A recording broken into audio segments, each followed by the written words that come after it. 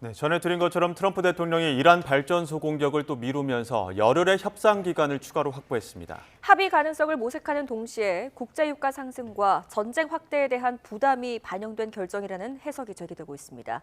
워싱턴 연결해 보겠습니다. 신윤정 특파원. 트럼프 대통령이 이란 에너지 시설에 대한 공격 시한을 연장할 이유 어떻게 볼 수 있을까요?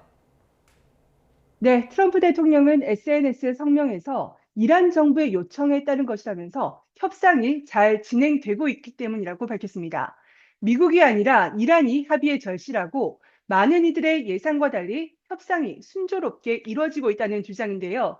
오늘 국무회의에서도 이란이 합의를 간청하고 있다고 여러 차례 강조하기도 했습니다.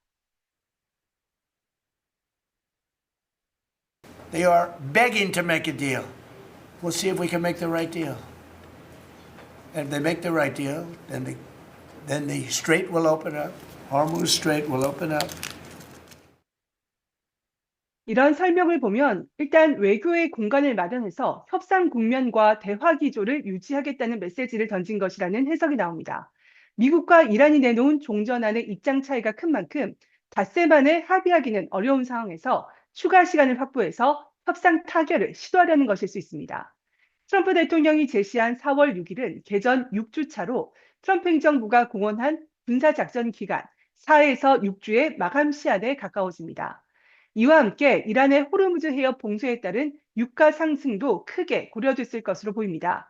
협상 결렬을 선언하고 실제로 이란 에너지 시설을 공격할 경우 이미 치솟은 국제 유가의 추가 급등과 전 세계 경제의 큰 출혈이 불가피한 상황입니다.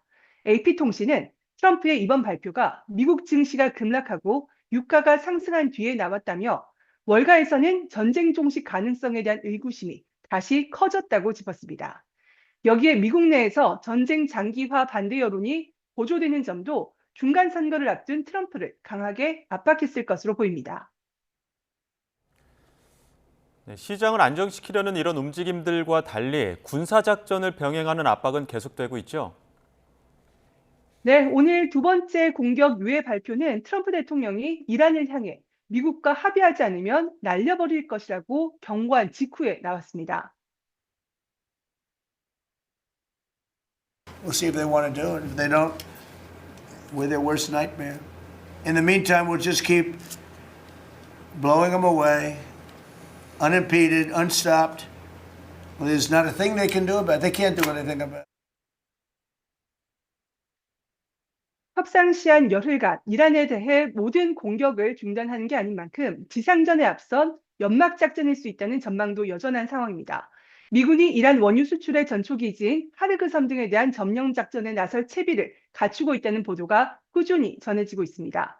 핵무기 포기와 호르무즈 해협 관리 등 주요 쟁점에서 양측이 합의하긴 쉽지 않다는 관측이 지배적인 만큼 단순히 협상 기간이 늘었다고 합의 청신호가 켜졌다고도 볼 수 없는데요.